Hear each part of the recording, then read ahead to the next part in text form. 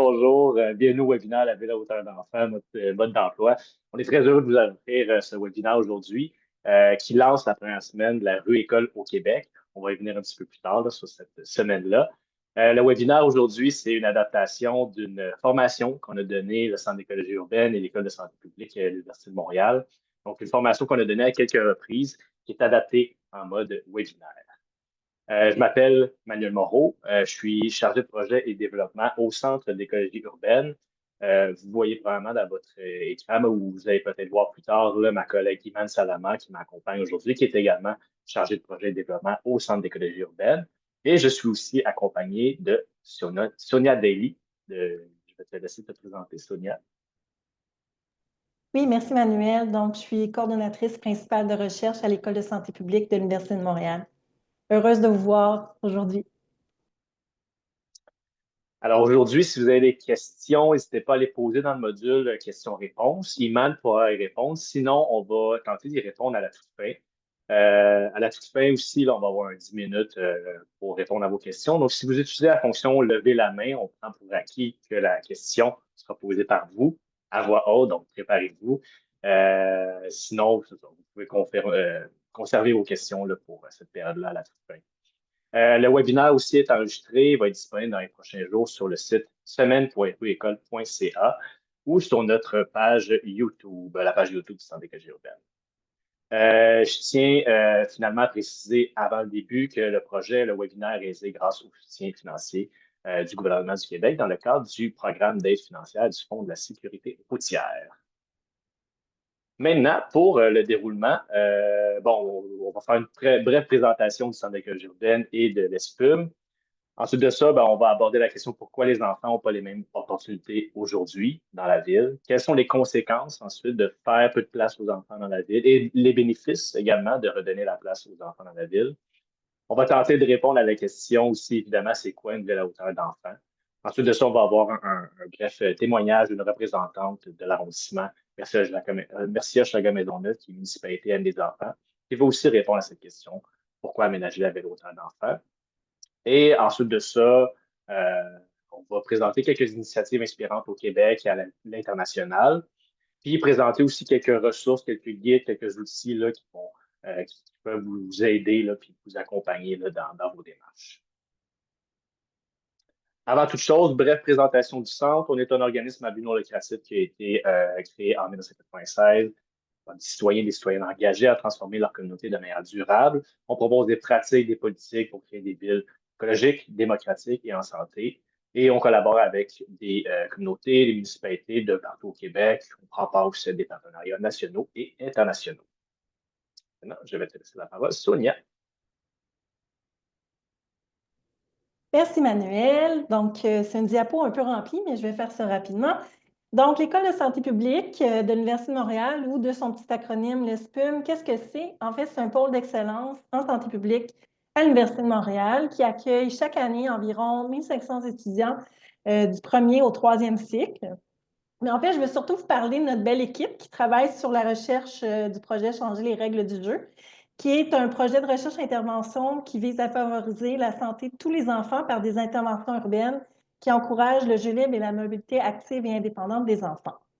Je n'ai pas le temps de vous présenter chacune des personnes, bien que j'aimerais bien. Vous pouvez les voir sur le côté droit de l'écran. Mais je terminerai en disant que le rôle de notre équipe, qui croit fermement que savoir, c'est pouvoir, c'est d'étudier l'implantation et les effets des interventions sur les enfants et leur environnement, de soutenir la prise de décision avec des données rigoureuses et fiables. Notre équipe a aussi contribué à évaluer plusieurs initiatives de rue école et de rue ludique depuis 2020. Puis je vais d'ailleurs vous présenter certaines données là, que nous avons collectées dans le webinaire aujourd'hui. Mais avant de poursuivre, on a un petit brise-glace là pour se réchauffer, tout le monde. Je te redonne la parole, Sonia. Oui, en fait, j'aimerais vous inviter à un petit exercice d'introspection avant de commencer. Donc, j'aimerais vous demander de penser à votre enfance. Vous pouvez fermer vos yeux si vous voulez, retourner dans le passé, puis réfléchissez à votre ou à vos meilleurs souvenirs de jeux dans votre enfance. Où étiez-vous? Avec qui? Qu'est-ce que vous faisiez? Quelles étaient les odeurs, ce que vous voyez, les sons que vous avez expérimentés? Tout le monde y est? Maintenant, je vous demanderai de balayer le code QR qui se trouve sur votre écran, qui va vous amener à une plateforme qui s'appelle Mentimeter, c'est une plateforme interactive. Je vous demanderai de nous partager ce souvenir d'enfance auquel vous venez de penser. Je vous demanderai de le décrire en quelques mots évocateurs. Donc, où était ce souvenir? Avec qui? Qu'est-ce que vous faisiez?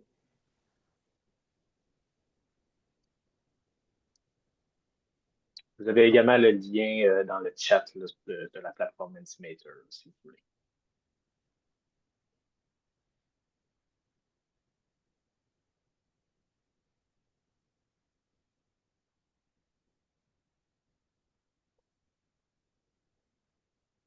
On dirait qu'on a un petit problème technique. C'est pas grave.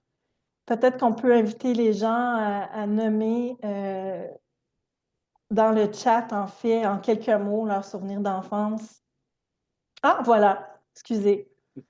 Course avec les voisins, des jeux dans les champs, grimper, arbre, devant chez moi, cachette. Intéressant. Est-ce que tu peux rafraîchir encore? Oui. Il y en a sûrement d'autres. Ah, voilà. Vélo dans le quartier, course avec des voisins. Je pense qu'on peut s'en tenir à ça. En fait, ce que je trouve intéressant dans cette création collective qu'on vient de faire, c'est que je remarque bon,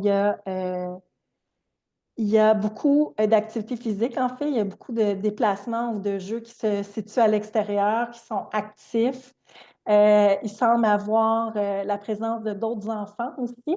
La nature semble importante, hein, les champs, les arbres, la découverte du quartier. Intéressant. Maintenant, j'ai envie de vous poser une autre grande question. En gardant votre souvenir d'enfance en tête, j'ai envie de vous demander, pensez-vous que les enfants d'aujourd'hui ont les mêmes opportunités que vous avez connues quand vous étiez petit? Oui ou non? Est-ce que les enfants d'aujourd'hui ont les mêmes opportunités?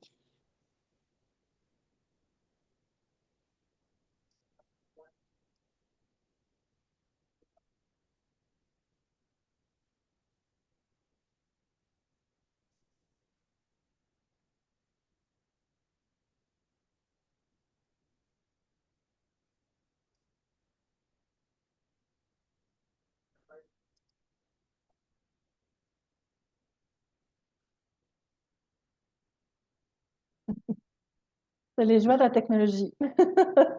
Est-ce qu'on peut peut-être répondre dans le chat, avoir quelques réponses? Donc, selon vous, est-ce que vous pensez que les enfants d'aujourd'hui ont les mêmes opportunités que nous avons connues au même âge?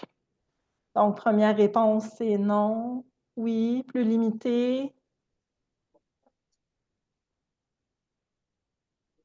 Non. Il semble avoir une tendance vers non, déjà. Ça aurait été bien de l'avoir se dessiner en ligne. Mais je ne suis pas surprise, en fait, de voir qu'il y a quand même, qu'on répond plus à la négative concernant les opportunités des enfants.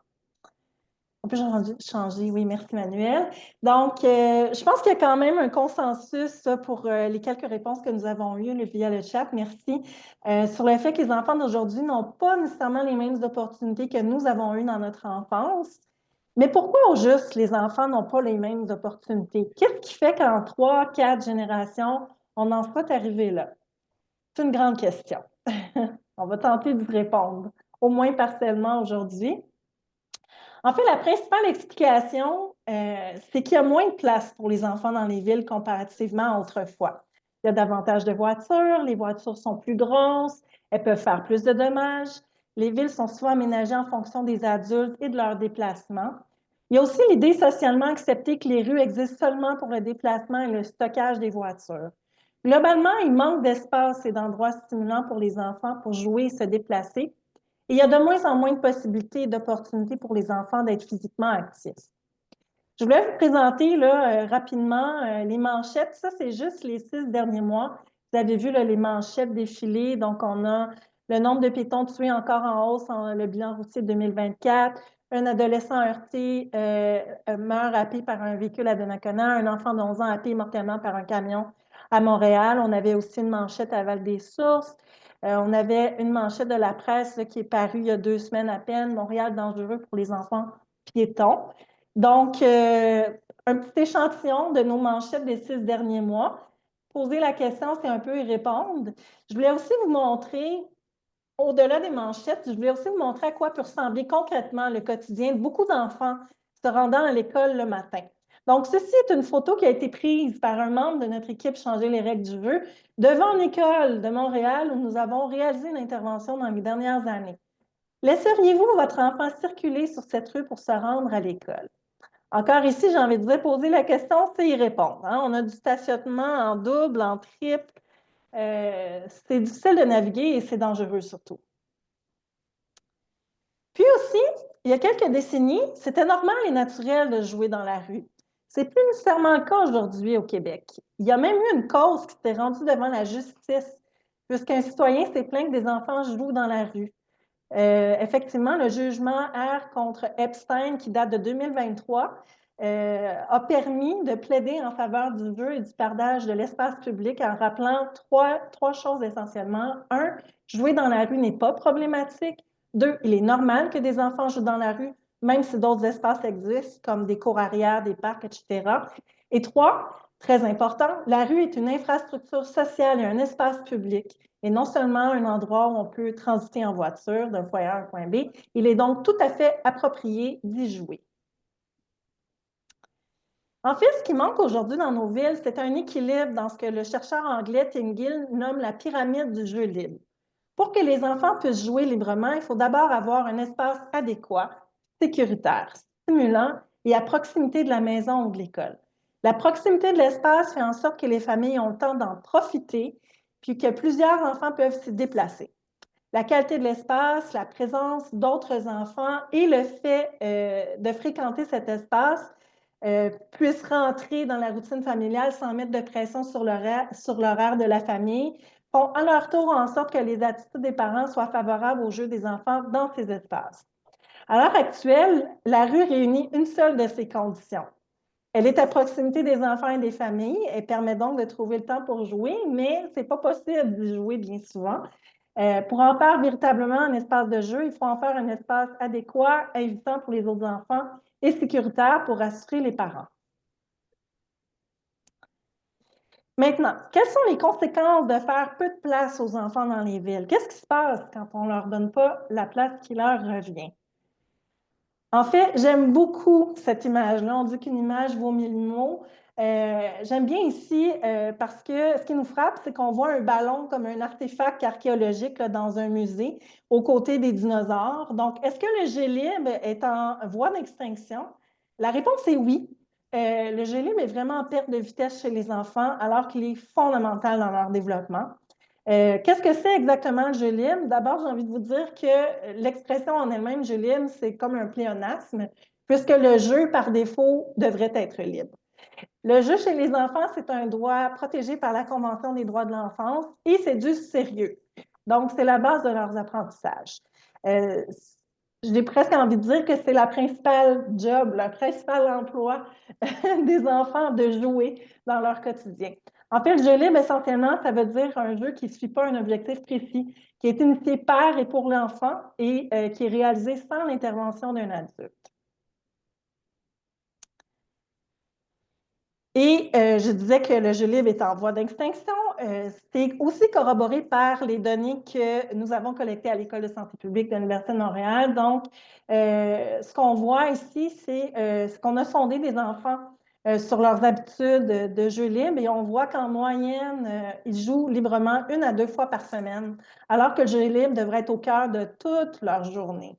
Ça devrait être plusieurs fois par jour.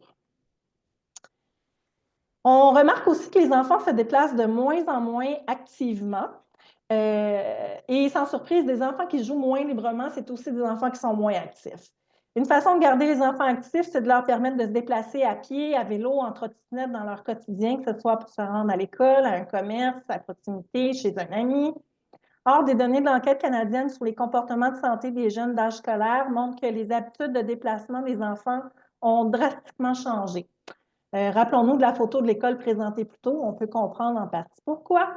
Ainsi, en 1971, 80 des élèves canadiens de 7-8 ans se rendaient à l'école en marchant. Puis la tendance s'est complètement inversée en moins de 50 ans. C'est aujourd'hui 74 des élèves canadiens qui se rendent à l'école en transport motorisé.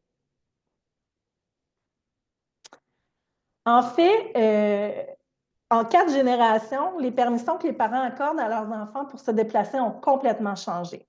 Ici, nous avons une carte, ça c'est une de mes cartes préférées en fait, c'est une carte qui illustre le rayon dans lequel un enfant de 8 ans était autorisé à se déplacer dans une famille anglaise, se déplacer seul en fait. Donc, si on regarde en 4 générations, si on s'intéresse à Georges, qui est l'arrière-grand-père, lui, il était autorisé à se déplacer dans un rayon d'environ 12 km en 1919. Son fils, Jack, était autorisé à se déplacer dans un rayon d'environ 2 km en 1950. La fille de Jack, Vicky, était, elle, autorisée à se déplacer dans un rayon d'environ 1 km en 1979. Puis enfin, le fils de Vicky, Ed, était quant à lui autorisé à se déplacer dans un rayon de 250 mètres, soit le coin de la rue, au milieu des années 2000.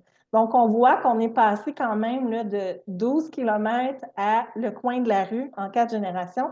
C'est assez impressionnant comme changement. Et encore une fois, nos données collectées à l'École de santé publique viennent corroborer ces observations-là. Donc ça, ce sont des données que nous avons collectées à Montréal, toujours dans le cadre du projet Changer les règles du jeu. On a demandé aux parents et aux enfants quelles sont les permissions qui sont accordées aux enfants pour jouer et se déplacer dans la ville. Donc, ce qu'on peut voir ici, c'est qu'on constate qu'un parent sur 4 seulement donne la permission à son enfant d'aller seul à un lieu qui est situé à distance de marche, comme l'école, un parc, la maison, d'un ou d'une amie ou bien commerce.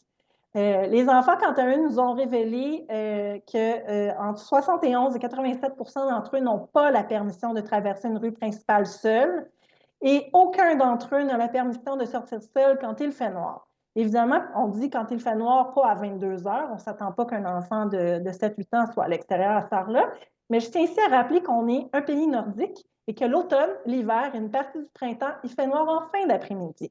Donc, ça veut dire qu'on a des enfants qui ne peuvent pas sortir jouer seuls dehors durant ces saisons-là. Maintenant, la question qui tue. Pourquoi devrait-on redonner la place aux enfants dans la ville? Ça donne quoi au juste? Est-ce qu'il y a des bénéfices à ça? La réponse est oui. Il y a plusieurs bénéfices. C'est sûr que pour les enfants, il y a des bénéfices pour leur santé, leur développement, leur santé physique, leur santé mentale. On voit des bénéfices sur leur développement cognitif et social, leur sens de l'orientation, leur capacité d'évaluer les risques, de prendre des décisions et bien sûr pour leur autonomie et leur confiance en soi. Puis, en jouant et en bougeant librement, les enfants sont aussi amenés à utiliser davantage leur imagination puis leur créativité. On peut changer de diapo, Manuel, merci. Dans ces temps où les écrans prennent de plus en plus de place dans leur quotidien, jouer puis bouger à l'extérieur, c'est la meilleure des options pour leur santé et leur bien-être, définitivement. Jouer, bouger librement à l'extérieur, ça renforce aussi la cohésion sociale et les liens avec la communauté. Ce qui m'amène à insister sur un point. Donner plus de place aux enfants dans la ville, c'est aussi donner plus de place à toutes et à tous. Personnes âgées, personnes à mobilité réduite, familles, etc. En fait, nos données de changer les règles du jeu démontrent que des initiatives telles que des rues écoles et des rues ludiques, par exemple, renforcent les liens dans la communauté et encouragent même des liens intergénérationnels. On dit souvent qu'il faut tout un village pour élever des enfants. J'ai envie de nous poser la question, est-ce que la rue peut permettre de réunir ce village-là autour des enfants à nouveau? Nos données semblent démontrer que oui. Donc, ça vaut vraiment la peine d'avoir des villes à hauteur d'enfants. Mais c'est quoi au juste une ville à hauteur d'enfants? Je vais laisser la parole à Manuel pour répondre à cette grande question. Merci, Sonia. Ben oui, la grande question, c'est quoi une ville à hauteur d'enfant?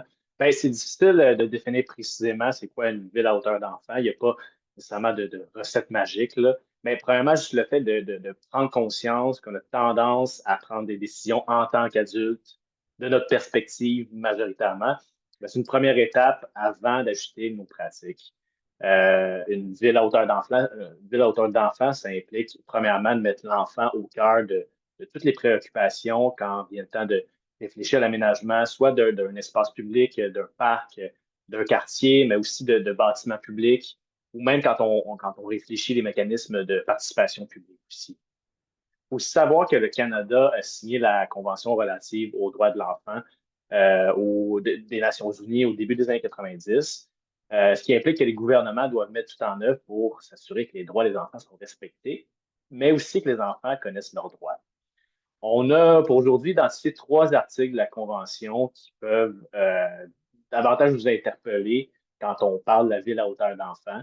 Vous les voyez ici, là, premièrement, l'article 3, tous les adultes doivent faire ce qui est mieux pour toi, donc pour l'enfant. Quand les adultes prennent des décisions, ils doivent penser à la façon dont elles vont affecter les enfants. L'article 12, tu as le droit d'exprimer ton opinion. Les adultes doivent t'écouter, te prendre au sérieux. Et tu as le droit de jouer et de te reposer.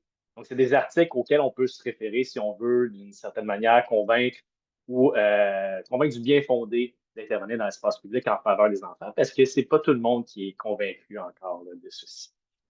Euh, aussi, petit sujet sensible, là, adapter la ville à hauteur d'enfant demande de reconsidérer la place de la voiture.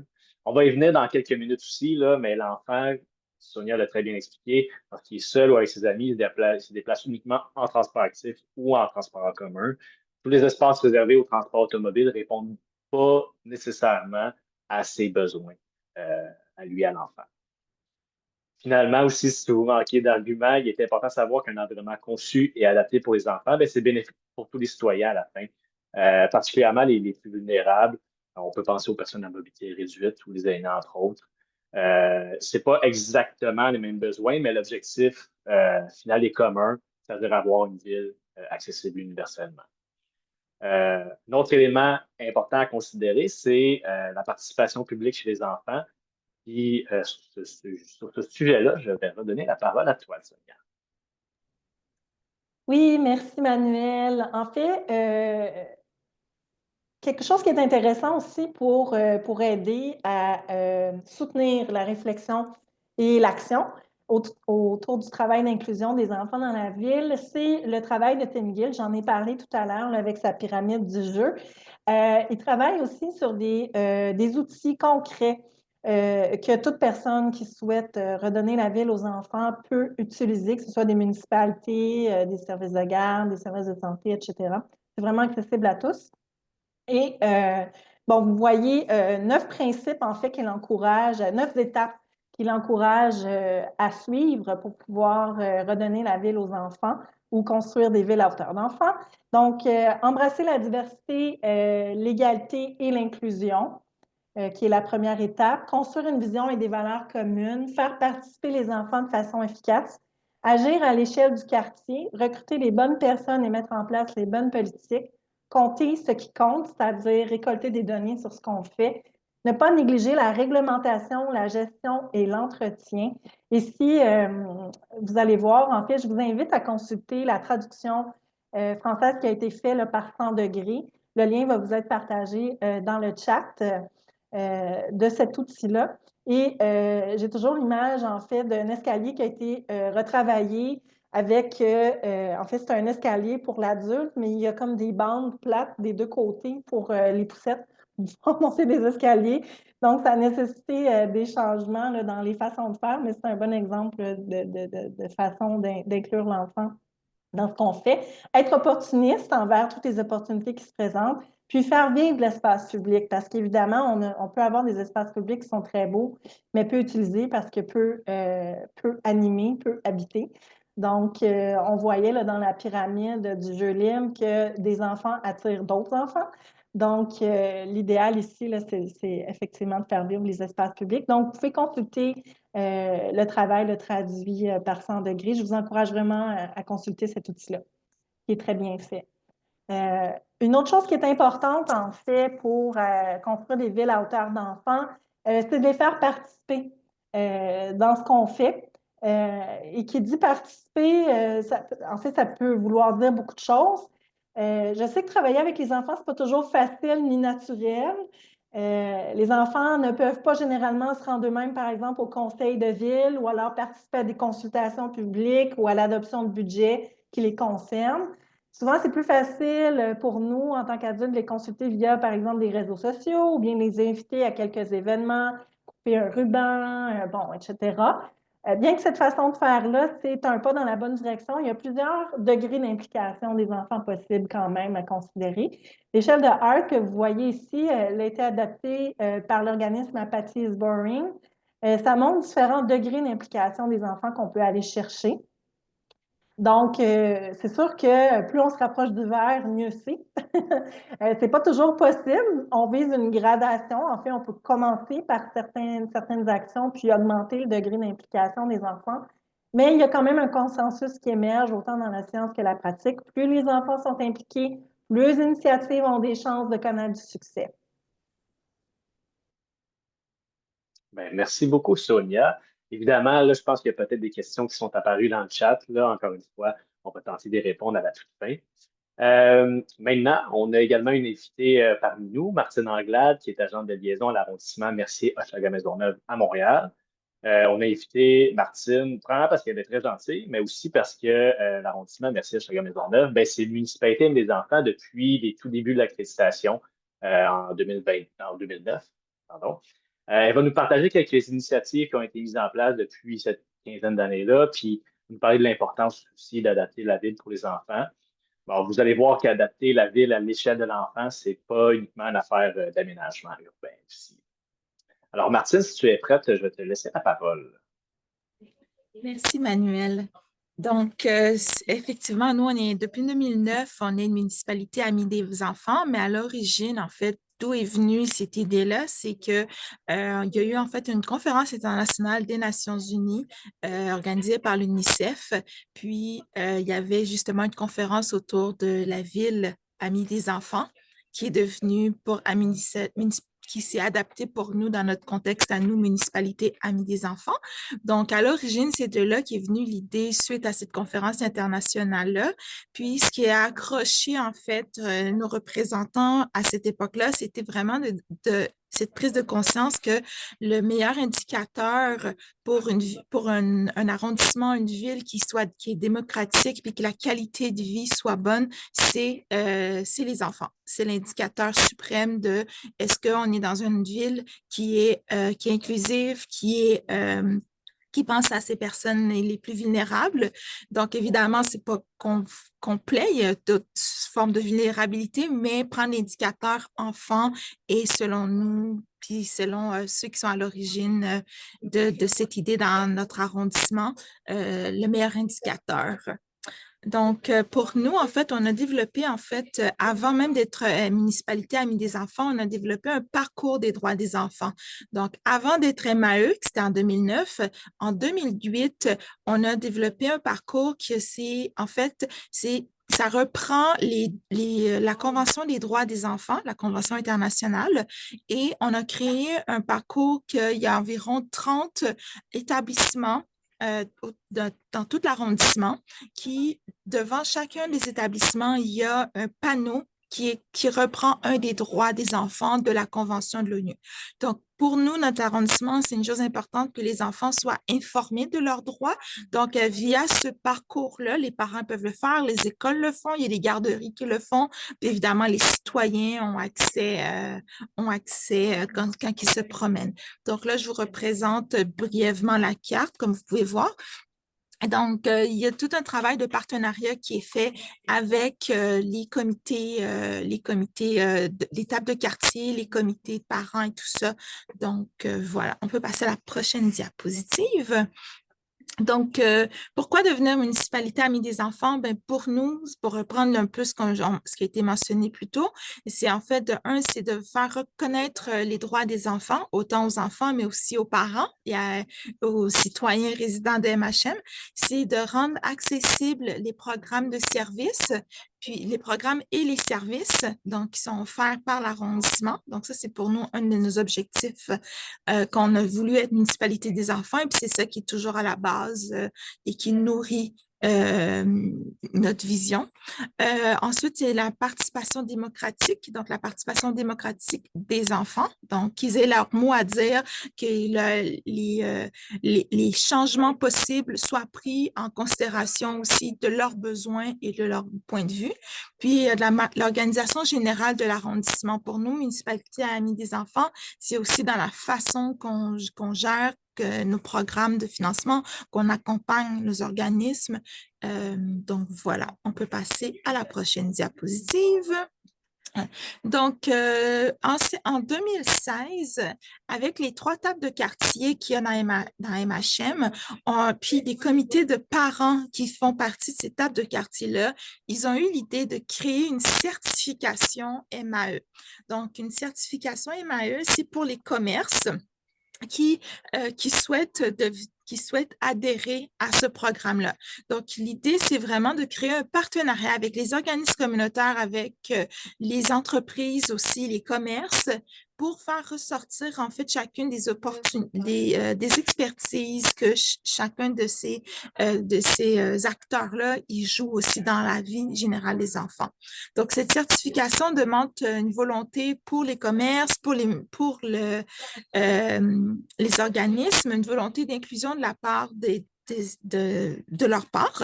Puis, en fait, pour recevoir cette certification-là, en fait, ils doivent répondre à 2 critères de base. De 1, c'est de démontrer une attitude gagnante à l'égard des familles. Puis de 2, c'est de respecter les droits d'allaiter sans obligation d'achat. Donc, ça, c'est les 2 obligations nécessaires.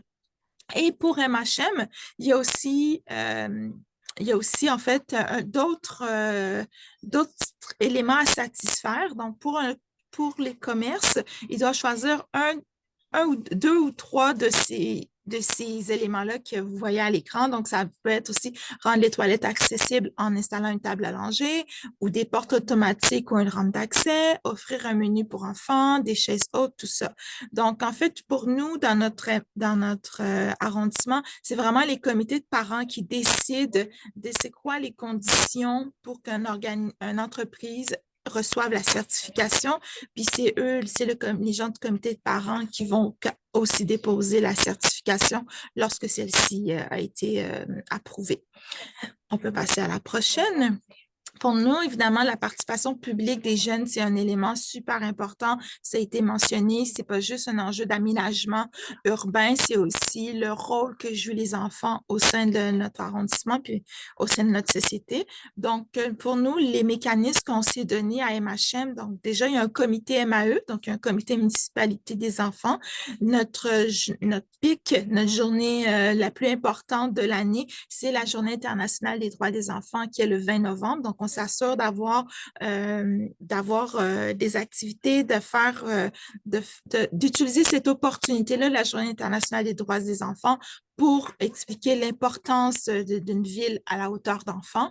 Donc, on met de l'avant les initiatives des organismes jeunesse, mais aussi des organismes qui sont ouverts à la population plus largement, mais les initiatives qu'ils vont faire et qui s'adressent spécifiquement à la jeunesse.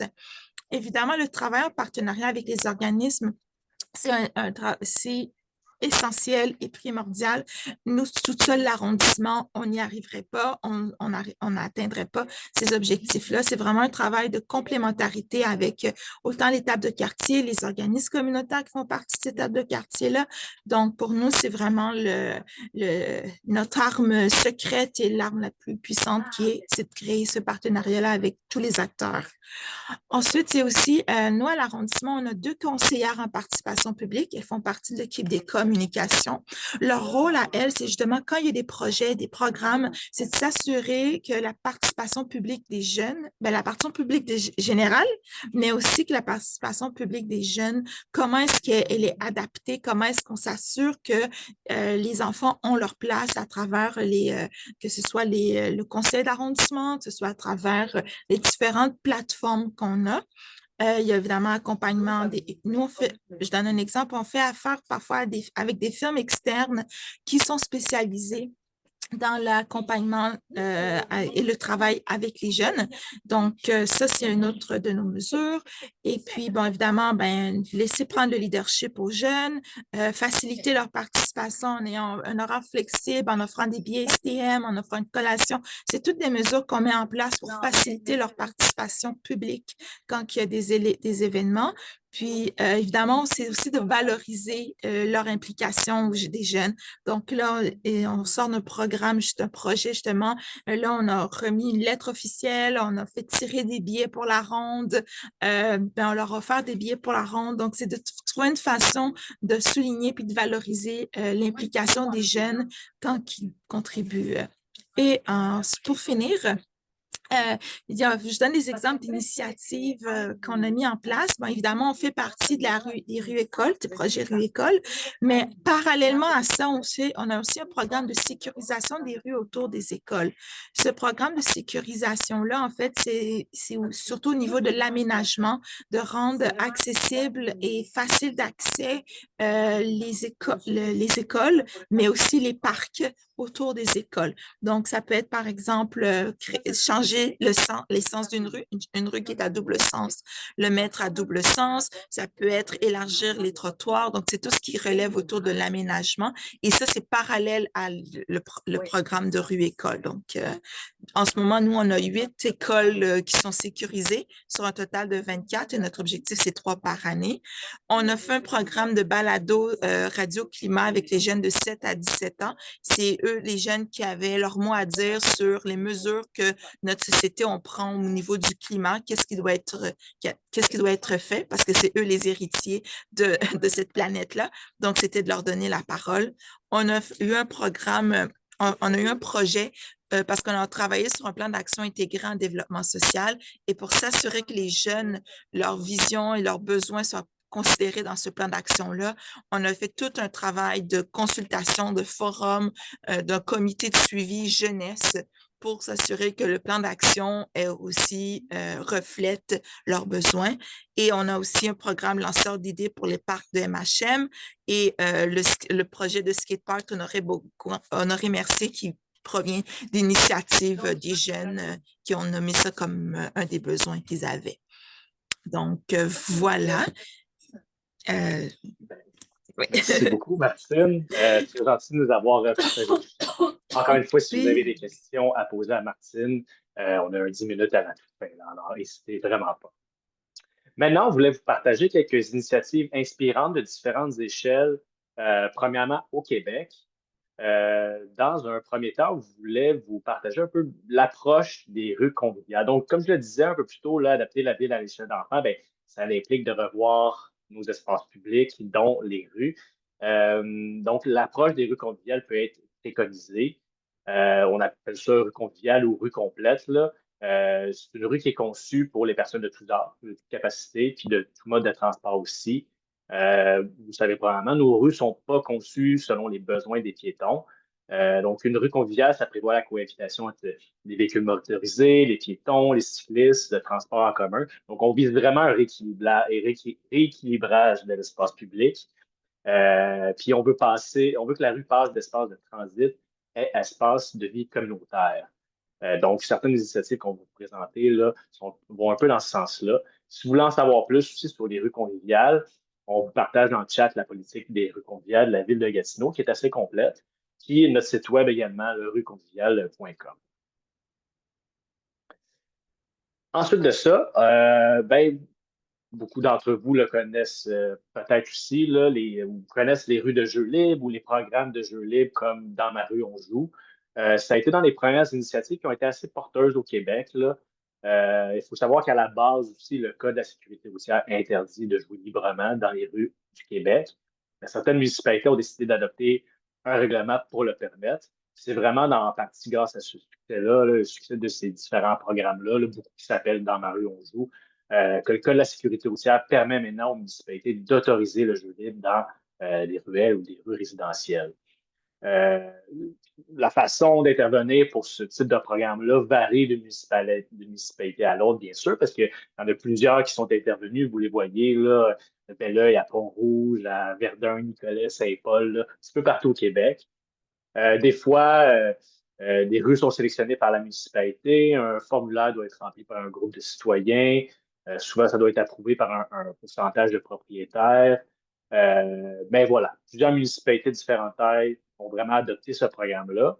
Puis, un petit exemple, à Gatineau, eux autres ont simplement décidé d'autoriser le jeu sur une immense partie de ces rues locales, ce qui fait environ plus de 1600 rues là, de ciblées. Là. Ensuite de ça, ben, il y a les parcours ludiques. C'est une initiative qui peut aisément être mise en place. On en a vu apparaître un peu partout là, dans les dernières années, encore une fois. Ça fait déjà un petit bout. La plupart là, de ces parcours ludiques-là incluent surtout du marquage au sol ou sur le trottoir, vraiment baliser et sécuriser bien souvent, c'est des déplacements d'élèves, donc d'enfants qui vont vers l'école sur leur cheminement scolaire. On vous a ressorti un exemple en particulier, qui est un parcours ludique qui s'appelle Les Petites Abeilles, qui est situé entre deux bâtiments de l'École Saint-Fabien à Montréal. Dans ce cas-ci, ça a été un projet par et pour les enfants. Donc, le parcours ludique s'adresse évidemment aux enfants de l'école primaire, donc 4 à 12 ans. Il vise vraiment à encourager la mobilité indépendante, la mobilité active des enfants aussi, canalise d'une certaine manière là, leur déplacement sur ce parcours-là en étant amusant, sécuritaire. Vous voyez un petit peu de mobilier, puis bien sûr du marquage au sol qui a été intégré. Encore une fois, si ça vous intéresse, on vous met dans le chat le lien vers le rapport de projet euh, qui a été pondu par l'organisme anonyme, l'anonyme. Pardon. Prochaine initiative inspirante, très inspirante dans ce cas-ci, c'est l'île au volcan. Dans l'arrondissement Rosemont-Petite-Patrie à Montréal, c'est un aménagement qui a comme objectif de favoriser la présence des enfants dans l'espace public, au-delà des aires de jeu habituelles, donc des parcs pour enfants, au-delà des écoles aussi, puis des garderies. C'est une initiative, encore une fois, qui vise à encourager les déplacements à pied ou à vélo. Dans ce cas-ci, c'est une intersection qui a été fermée à la circulation, qui a répondu à des enjeux soulevés par les résidents aussi. Il y a vraiment des aménagements novateurs là, qui ont été implantés. Vous voyez là, des buttes, beaucoup de végétalisation, beaucoup de matériel, de pièces libres aussi là, qui peuvent être utilisées par les enfants. Dans ce cas-ci, les photos que vous voyez, c'est des photos qui ont déjà été prises il y a quelques années. Maintenant, là, l'espace là, vraiment pris vie, puis la végétation a pris vie aussi. En 2024, il y a eu un parcours ludique aussi qui a été intégré à proximité pour développer les habilités des jeunes cyclistes, des jeunes cyclistes, des cyclistes qui commencent aussi. En ce moment, il y a au sein de l'arrondissement des réflexions autour d'un concept permanent aussi. Là. Donc, vraiment d'une pérennisation bien concrète là, de ça. Encore une fois, si ça vous intéresse, il y a un lien sur la démarche de consultation qui a mené au projet final qui est partagé dans le chat. Ensuite de ça, ben, on a les rues écoles et les rues ludiques. On en a fait mention à quelques reprises là, aujourd'hui par Sonia ou par Martine. Qu'est-ce que c'est l'objectif des rues écoles et des rues ludiques? Ben, c'est de créer un environnement convivial, sécuritaire, encore une fois pour encourager la mobilité indépendante active des enfants et le jeu libre. Dans ces deux cas-là, c'est des fermetures temporaires de rue. Donc, dans le cas des rues écoles, c'est le matin quand les élèves arrivent ou l'après-midi quand les élèves quittent l'école. Dans les rues ludiques, ça peut être n'importe quel moment là, qui est ciblé par les résidents, par les riverains. À ce jour-là, il y a eu près d'une vingtaine de rues écoles qui ont été faites au Québec. Si vous voulez en apprendre plus, bien sûr, sur les rues écoles, vous pouvez aller sur le site rueécole.ca. On a fait un webinaire aussi là, il y a quelques mois sur s'initier à la rue école. Donc, vous pouvez aller voir ça sur ce site-là. Ensuite de ça, une autre initiative qui est un petit peu, qui est pas mal en lien avec les rues écoles, c'est la place de l'Ancorne. Donc, dans l'arrondissement du Plateau Montréal à Montréal, c'est un aménagement qui est en fait une rue école permanente. Là, parce que c'est une piétonisation d'un tronçon de rue d'environ 60 mètres aux abords de l'école Paul Bouchésy. Dans ce cas-ci, ça a été vraiment pour compenser l'espace perdu dans l'agrandissement de leur gymnase, là, donc qui a empiété sur la cour d'école. Mais ça a surtout été pour créer un espace sécurisé, apaisé pour les enfants, puis pour la communauté. Ça a été un espace de rencontre aussi. Puis dans ce cas-ci, les aménagements ont été réalisés en deux phases. Puis il y a des activités de consultation qui ont été faites aussi auprès de différents partenaires locaux, puis bien sûr auprès des enfants aussi pour savoir comment ils rêvent leur place de l'emploi. Encore une fois, il y a un lien dans le chat là, qui détaille un petit peu plus la démarche. Ensuite de ça, une autre initiative, les parcours éducatifs Cyclomini. Donc, adapter la ville à hauteur d'enfant, c'est aussi apprendre aux enfants à se déplacer en toute sécurité par, bien sûr, le transport qui leur est le plus accessible, autre que la marche, c'est-à-dire le vélo. Euh, c'est un projet qui a été initié par Vélo Québec. C'est un parcours éducatif là, pour les enfants de 2 à 8 ans. C'est vraiment une initiative qui peut être aisément mise en place avec différents partenaires locaux. Vélo-Québec a produit un guide là, sur la conception d'un parc d'éducation cycliste que, encore une fois, vous pouvez télécharger en allant sur le lien qui va vous apparaître dans le chat. Finalement, on voulait vous parler, on va un petit peu plus vers les adolescents. On voulait vous parler d'un projet qui s'appelle J'identifie, j'agis dans ma communauté, qui est un projet souvent en partenariat avec des écoles secondaires qui permet aux adolescents ou aux adolescentes d'intégrer des notions liées à la sécurité routière puis au déplacement actif, puis de découvrir une démarche d'urbanisme tactique et participative aussi. Donc, on veut vraiment favoriser le passage à l'action, euh, permettre la réalisation concrète d'une transformation urbaine, comme vous le voyez ici. Ça peut être soit du marquage au sol qui a vraiment été fait par les élèves ou du mobilier urbain là, qui a été conçu et réalisé par les élèves aussi. Donc, on veut vraiment développer le pouvoir d'agir de ces adolescents et de ces adolescentes-là. Puis on cherche à leur donner une voie aussi là, pour améliorer la sécurité, la convivialité là, aux abords de leurs écoles dans ce cas-là. J'ai plus beaucoup de temps pour les initiatives inspirantes. Je voulais vous présenter 2 cas là, internationaux, mais très bref mot sur les rues à l'école à Paris. Depuis 2020, la ville de Paris s'est engagée à piétoniser et végétaliser 300 rues, particulièrement aux abords des écoles. Et dans ce cas-ci, ils ont intégré beaucoup de mobilier ludique, comme vous pouvez le voir ici. Et une autre ville, là, la capitale d'Albanie, là, Tirana, qui a développé là, un programme qui s'appelle Street for Kids, qui vise encore une fois à transformer les rues en faveur des enfants. Donc voilà, je poursuis. Maintenant, quelles ressources, quels outils ou guides pour vous aider? On va vous en partager plusieurs, pas tout de suite. Il va y avoir un courriel de suivi là, qui va venir après le webinaire en vous partageant bien sûr l'enregistrement, mais tous les liens de ces ressources-là. Euh, Premièrement, vous allez recevoir un lien vers une fiche puis un cahier de travail qui s'appelle Vision 360 degrés du jeu. C'est un outil qu'on a développé avec un organisme qui s'appelle Métalutte qui permet aux municipalités d'amorcer une réflexion sur le jeu dans l'espace public. Vous allez recevoir le programme, le cadre de référence des municipalités amies des enfants aussi d'Espace Muni.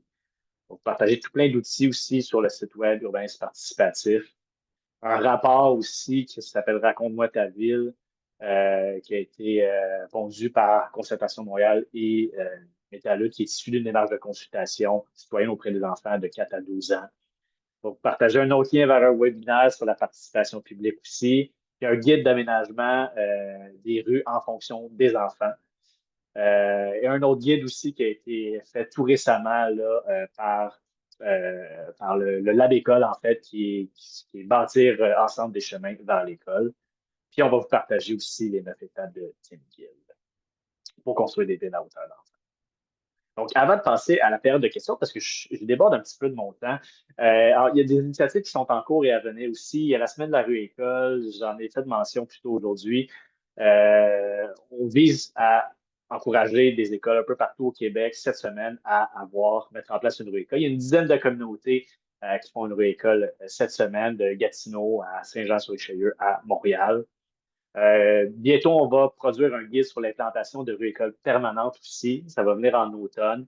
Si ça vous intéresse, restez à l'affût.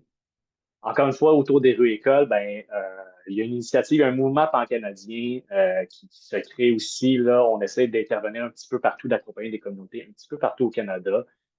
En lien avec ça, une communauté de pratique qui est actuellement active. Si ça vous intéresse de vous y joindre, vous êtes les bienvenus.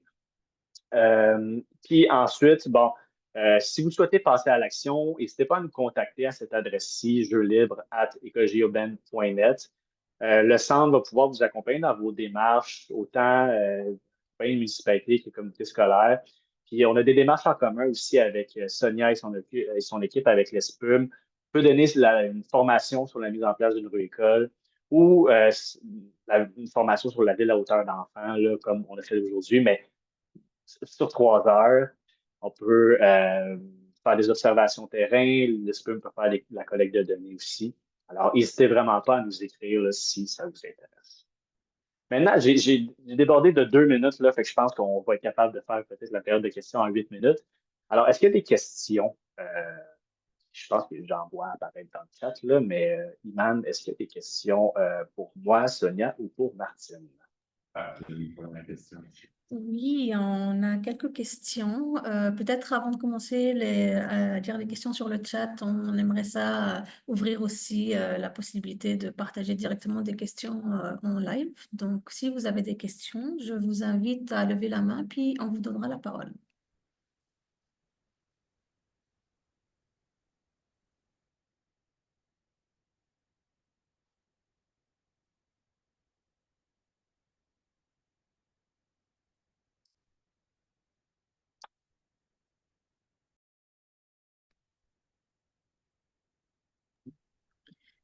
Oui, Valérie, on vous donne la parole. Oui, bonjour. Est-ce que vous m'entendez? Oui. Oui. Excellent. Donc, moi, je suis conseillère municipale à la ville de Terrebonne, puis on est en train de penser justement à implanter des rues-écoles quelques fois par année là, pour débuter. Et puis, je me demandais, dans l'implantation des rues-écoles, est-ce que il y a de l'implication au niveau des services de police quand vous mettez en place ces rues-écoles-là? Si oui, quel type de collaboration qui existe là, dans ce que vous avez regardé? N'hésitez pas à compléter, Sonia, là, mais bien sûr, le service de police est impliqué dans les premières étapes aussi, là, parce que bon, ça peut impacter leur travail, mais souvent, ils ont des directives à donner aux municipalités, aux personnes qui portent le projet sur les barrières, les dispositifs de fermeture à mettre en place, comment les mettre en place aussi. Bien souvent, dans les premières interventions de rue-école, les services de police aiment être sur place aussi, là, parce que comme c'est des initiatives novatrices puis nouvelles, ben, ils veulent voir comment ça se passe. Puis il y a souvent beaucoup de craintes qui sont partagées là, par les services de police. Ben, la grosse crainte qui est partagée souvent, c'est la voiture bélier là, ou le camion bélier. Donc, on les invite vraiment à être sur place puis ben, être aux rencontres de comités aussi s'ils le veulent, puis réfléchir le projet. Mais c'est dans les premières personnes à impliquer là, dès qu'une école est sélectionnée là, pour une rue-école. Merci. Bien, merci. Est-ce qu'il y a d'autres questions dans le public? Je peux peut-être enchérir juste sur cette question-là rapidement. Je pense que Manuel a bien résumé là, ma position aussi, mais j'ajouterais que c'est possible, en fait, on parlait de formation, mais c'est possible de former les corps policiers au sujet des rues-écoles et d'autres types de professionnels, en fait. C'est jamais une économie de temps, en fait, de bien prendre le temps d'établir une excellente collaboration puis d'avoir une vision commune de ce qu'on veut réaliser. Ouais. Eh bien, merci Sonia. Est-ce qu'il y a d'autres questions?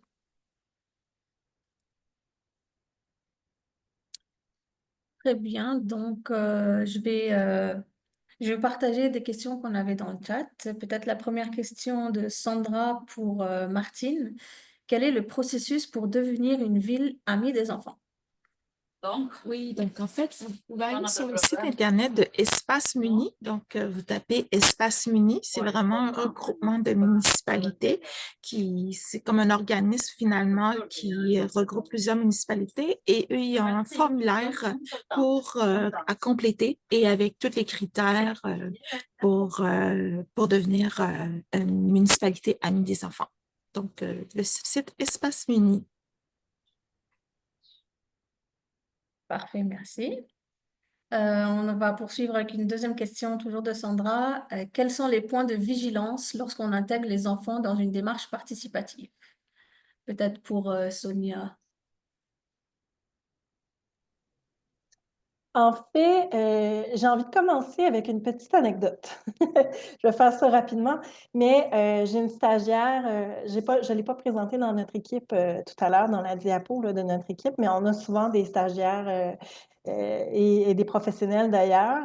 En ce moment, on a une professionnelle de l'Université de Bordeaux, puis la stagiaire en question qui s'appelle Manon vient de l'École de technologie supérieure, donc elle étudie en génie civil. Toujours intéressant d'inclure ces professionnels-là qui réfléchissent la circulation, notamment des voitures et des piétons, des cyclistes. Mais elle anime en ce moment des ateliers Minecraft pour les enfants pour voir c'est quoi pour eux la rue école idéale. Donc, c'est une façon de travailler avec les enfants. Et une des questions qu'on avait discutées pour élaborer les ateliers, c'était, mais est-ce on devrait donner des restrictions aux enfants? Qu'est-ce qui arrive s'ils se mettent à mettre des girafes, puis des fontaines, puis des rivières sur la rue école dans leur Minecraft, là, dans leur création Minecraft?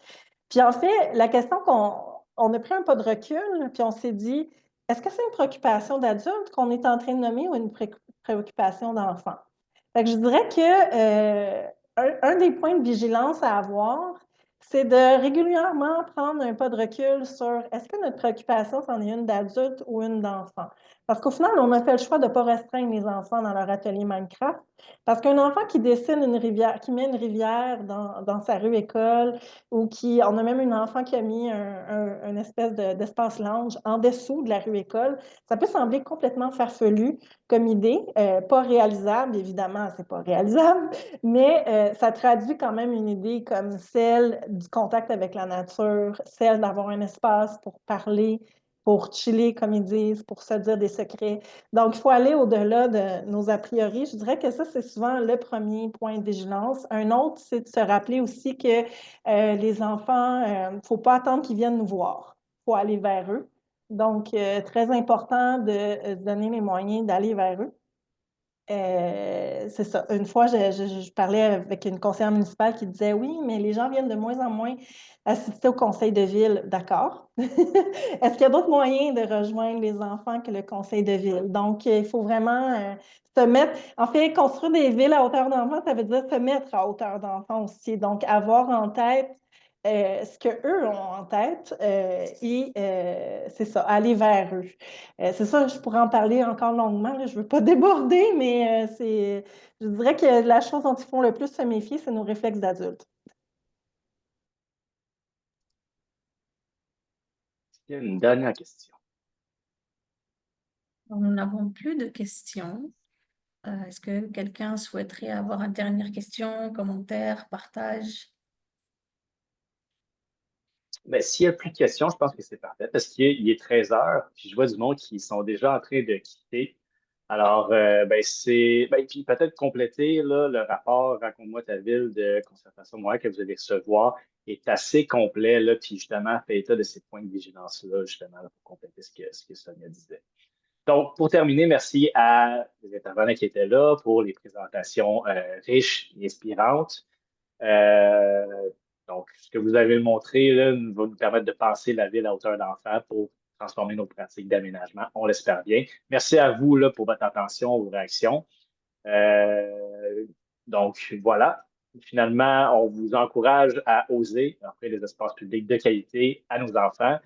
Puis vous allez voir ultimement que c'est toute la communauté là, qui va pouvoir en bénéficier. Comme je l'ai dit, l'enregistrement va être disponible dans les prochains jours sur le site web rueécole.ca. Vous allez également recevoir un courriel de suivi, comme je l'ai dit, et un court sondage aussi qui va s'afficher, là, un sondage d'évaluation qui va s'afficher là, dans la chat encore une fois. Fait que merci de répondre pour vous aider à améliorer nos activités, mais on va vous le transmettre aussi dans le courriel de suivi. Alors, merci beaucoup, je vous libère et ben, je vous souhaite